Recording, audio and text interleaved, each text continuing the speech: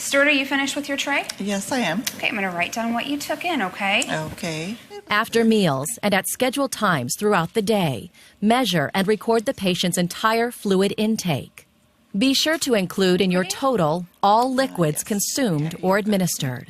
Foods like gelatin, custard, ice cream, popsicles, and sherbet or sorbet are easy to overlook as sources of fluid. Even the fluid in ice chips must be counted as intake.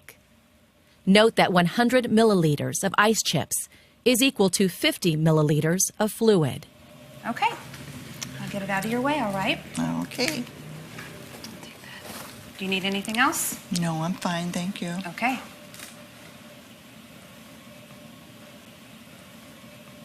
I'm going to just scan your bracelet.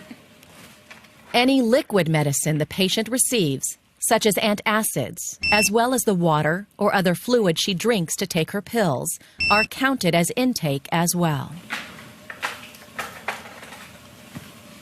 Okay.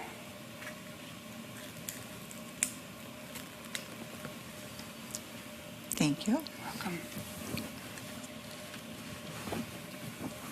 To make sure your measurements are accurate, record them right away.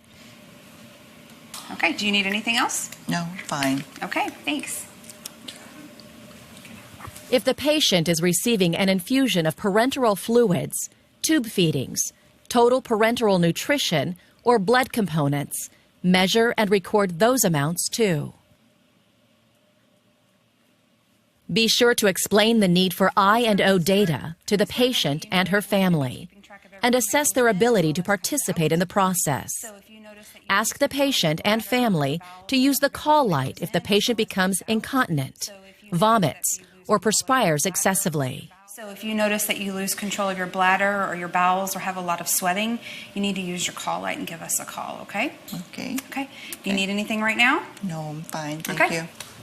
Explain that you need to closely monitor, measure, and record the drainage in the indwelling urinary catheter bag and in any wound, gastric, or chest tube drainage containers. Mark each graduated container with the patient's initials and bed location, and use it only for the patient indicated. Apply clean gloves before measuring drainage and emptying containers at the end of your shift or as scheduled. Take note of the color and characteristics of the drainage. Use personal protective equipment if you anticipate splashing.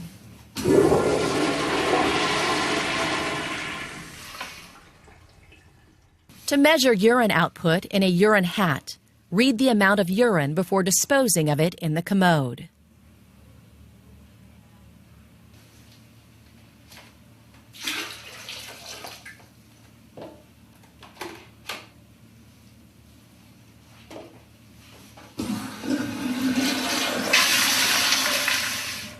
If your patient has an indwelling urinary catheter, observe the color and characteristics of the urine in the tubing and drainage bag.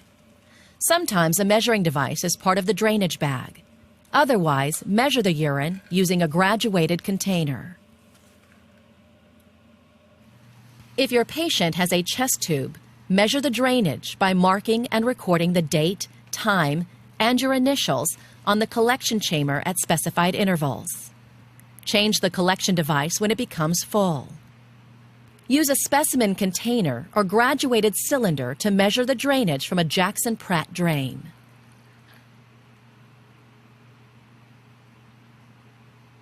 To measure output from any other device, such as gastric drainage or drainage in a larger pouch, open the clamp and pour the drainage into a graduated container or a cup with a 240 milliliter capacity.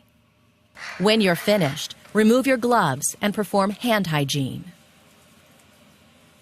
As part of your follow-up care, note the patient's I&O balance or imbalance and report to the healthcare provider a urine output of less than 30 milliliters per hour or any significant change in the patient's daily weight.